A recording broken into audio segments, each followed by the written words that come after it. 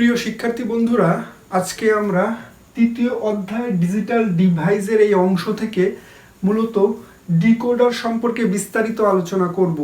তোমরা যদি এর আগের ক্লাসটা দেখে থাকো, অর্থাৎ ইনকোডার সম্পর্কে আমরা বিস্তারিত সেখানে আলোচনা করেছি, সেটা যদি তোমরা দেখে থাকো তাহলে এই ডিকোডার সম্পর্কে তোমাদের অনেক বেশি ভালো ধারণা থাকবে। অর্থাৎ আমি যদি বলি যে ইনকোডার যা তার উল্টো তার অপোজিটই হচ্ছে ডিকোডার, তাহলে তোমাদের কাছে একেবারে ইজি মনে হবে। হ্যাঁ, সো আমরা জানি ইনকোডার কাজ হচ্ছে মানুষের ভাষাকে মেশিনের ভাষায় রূপান্তর করা।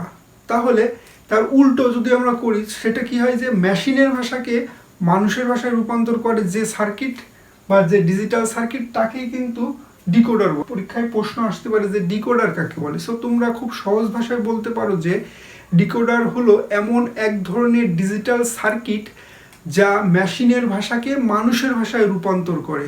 অর্থাৎ আমরা জানি এই ডিকোডার কিন্তু সিপিইউতে লাগানো থাকে। ইনকোডারের কাজ হচ্ছে মানুষের ভাষাকে মেশিনের ভাষায় রূপান্তর করা, সিপিইউতে পৌঁছানো এবং সেই সিপিইউ প্রসেস করে একটা আউটপুট দেয়। সেই আউটপুটটাও কিন্তু মেশিনের ভাষায় থাকে। সেই মেশিনের ভাষাটা আমাদের কাছে পৌঁছানোর জন্যই মূলত ডিকোডার, এখানে একটা সার্কিট লাগানো থাকে। সেই সার্কিটটা মেশিনের ভাষা থেকে মানুষের ভাষায় রূপান্তর করে, এটাই হলো মূলত ডিকোডার। সো খুব সহজ ভাষা বলতে গেলে যে মেশিনের ভাষাকে মানুষের ভাষায় রূপান্তর করার জন্য যে ডিজিটাল সার্কিট ব্যবহার করে কম্পিউটার, তাকেই হচ্ছে তোমার ডিকোডার বলা হয়। সো আমরা এখন ডিকোডারের ডিকোডারে কি কি শিখলে আমাদের আর কোনো পরীক্ষায় কোনো সমস্যা হবে না, আমরা সকল প্রশ্নের অ্যান্সার দিতে পারবো। মূলত ডিকোডারের আমরা ডায়াগ্রাম শিখবো, ডিকোডারের আমরা সত্যক সারণী শিখবো। সত্যক সারণী হতে প্রাপ্ত ফলাফলের ভিত্তিতে আমরা এর নিজস্ব যে লজিক সার্কিট আছে সেটা অঙ্কন করবো। সো চলো কিভাবে করা যায় সেটা দেখি। সো প্রথমে আমরা জানি আরেকটা বিষয়, আমরা ইনকোডারের বেলায় দেখেছি যে একটি ইনকোডারের হচ্ছে সর্বোচ্চ একটি ইনকোডারে 2n সংখ্যক ইনপুট থাকে এবং আউটপুট n থাকে। আর তার উল্টো অর্থাৎ অপোজিট হচ্ছে n সংখ্যক ইনপুট ডিকোডারে আর তার আউটপুট হচ্ছে 2n। ওকে, সো আমরা এক ডায়াগ্রাম আঁকি। ডিকোডারের ডায়াগ্রামটা এরকম যে এর হচ্ছে দুটো ইনপুট, ধরো এ আর বি, আর আউটপুট হচ্ছে 4টে, অর্থাৎ D0, D1, D2 and D3। So আমরা অলরেডি বলেছি যে ডিকোডার অর্থাৎ n সংখ্যক ইনপুট আর 2n সংখ্যক আউটপুট। অর্থাৎ n সংখ্যক ইনপুট বলতে ইনপুট রয়েছে হচ্ছে দুটো আর আউটপুট হচ্ছে 4টে, অর্থাৎ n এর মান হচ্ছে 2 এর সাথে যদি আমরা 2 তাহলে 4 থাকে, তাহলে এটা হচ্ছে আর আউটপুট। ক্লিয়ার? সো এটা হচ্ছে ডিকোডারের তোমার ডায়াগ্রাম। সো এখন আমরা ডিকোডারের একটি সত্য সারণী অঙ্কন করি। সো আমরা জানি এখানে ইনপুট আর ইনপুটগুলো আমরা আগে লিখে নিই যে এ এন্ড বি, আর এখানে আউটপুট কি হচ্ছে D0, D1, D2 and D3। হ্যাঁ, সো তাহলে আমাদের এখান থেকে আমরা এটা নিতে পারি। সো আমরা জানি 4টে ঘর লাগবে, দুটি ইনপুটের জন্য বা আউটপুট 4টের জন্য 4টে ঘর লাগে।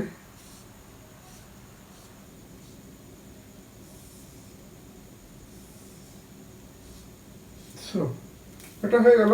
সো আমরা এই ঘরটা পূরণ করতে পারি এইভাবে যে 0 1 0 1, আমরা ইনকোডারে যা করেছি তার অপোজিট, উল্টানো, ঠিক একদম বিপরীতই হচ্ছে ডিকোডার। সো আমরা জানি যে এইভাবে পূরণ করতে হয়। সো এখানে 00 11। এখন এখানে আমরা সেই সেম প্রসেসই অবলম্বন করব। প্রথম ঘরে 1 থাকবে, বাকিগুলো 0। প্রথম ঘর বাকি দিয়ে, অর্থাৎ তুমি যদি এই বরাবর 1 করে দাও এইভাবে, হ্যাঁ এইভাবে, তাহলেও কিন্তু হচ্ছে যে এইভাবে একদমই বরাবর, বাকিগুলো শূন্য দ্বারা পূরণ করে দাও, তাহলে আরো সহজ হবে। তো আমাদের এটা কমপ্লিট। এখন মূলত ইনকোডারে আমরা করেছি কি যে তার মানে সত্যক সারণীতে প্রাপ্ত সমীকরণ বের করেছি। ডিকোডারে আমরা সেম প্রসেসটাই অবলম্বন করব, অর্থাৎ এই যে আউটপুটের কিন্তু তোমার মানে যেখানে ওয়ান থাকবে আউটপুটের, সেইখানে মানে যেরকম প্রথমটা যেরকম D0-তে ওয়ান রয়েছে, এটা আমরা হচ্ছে বের করব। সো আমরা এখানে বের করি, এটা মুছে দিই আপাতত। সো প্রথমে রয়েছে হচ্ছে D0, তারপরে D1, তারপরে D2 এবং D3। সো D0-তে আমরা কোথায় ওয়ান রয়েছে, এখানে। তার অপোজিটে কি রয়েছে, অপোজিটে A0 B0, অর্থাৎ আমরা জানি অফ রয়েছে, অর্থাৎ A আর B অফ রয়েছে, মানে বার রয়েছে। আর আমরা জানি হচ্ছে ইনকোডার হচ্ছে অর গেটে অর্থাৎ যোগের কাজ সম্পন্ন করে, আর এই ডিকোডার মূলত এন্ড গেটে কাজ করে অর্থাৎ গুণের কাজ সম্পন্ন করে। হ্যাঁ, সো এর জন্য এটা গুণ হয়ে গেল। সো D0 হয়ে গেছে, এখানে আর কোনো ওয়ান নেই। সো এখানে আবার এরপরে D1-এ চলে যায় আবার। সো D1-এ তার অপোজিটে কি আছে, A অফ রয়েছে, অর্থাৎ A নট, আর তোমার B অন রয়েছে, অর্থাৎ এটা রয়েছে। এরপরে D2-তে চলে যায়। D2-তে এখানে তার অপোজিটে কি রয়েছে, A রয়েছে আর B বার রয়েছে, অর্থাৎ B অফ রয়েছে। এরপরে এখানে নেই, এখানে D3-তে চলে যায়। D3-র অপোজিটে A1 রয়েছে,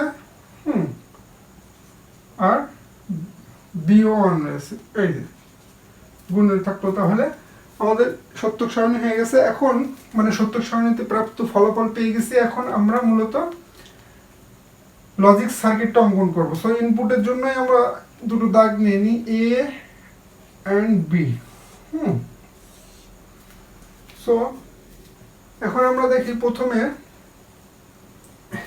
A1-এ কি রয়েছে। দেখো প্রথমে আমাদের কি লাগবে, এখান থেকে আমাদের যেহেতু আমরা অলরেডি যে বার পেয়েছি কিছু, তার জন্য নট গেটও আমাদের লাগবে। সো নট গেটটা আমরা বের করে নিই।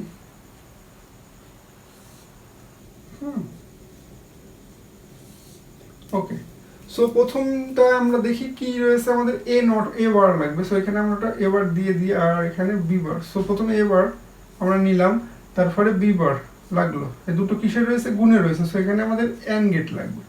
সো এটা প্রথমটা হয়ে গেল, তাহলে এখানে একটা D0 দিয়ে দিলাম। ওকে, দ্বিতীয়টায় আমরা চলে যাই। দ্বিতীয়টাই A বার আর B। সো লাগবে এখানে দুটো কিসের রয়েছে, গুণে। সো আমরা জানি এটা এন্ড গেটে কাজ করে, সো এন্ড গেটে দিলাম। তারপর D2-তে হচ্ছে পরেরটাই হচ্ছে তোমার কি রয়েছে, A আর B bar. So and gate এখানেও দিয়ে দিলাম। So D2। ওকে, এর পরেরটা D3-তে চলে যায়, কি রয়েছে, A and B। সো এটা হচ্ছে D3। সো শিক্ষার্থী বন্ধুরা, তোমরা দেখতে পাচ্ছ খুব সহজেই আমরা ডিকোডারের হচ্ছে ডায়াগ্রাম, সত্যক সারণীতে প্রাপ্ত ফলাফল অর্থাৎ সমীকরণ, এবং সেই সমীকরণ অনুযায়ী আমরা হচ্ছে ডিকোডারের লজিক সার্কিটটা বা ডিজিটাল বর্তনী খুব সহজে অঙ্কন করলাম। সো আশা করা যায় বুঝতে পেরেছি।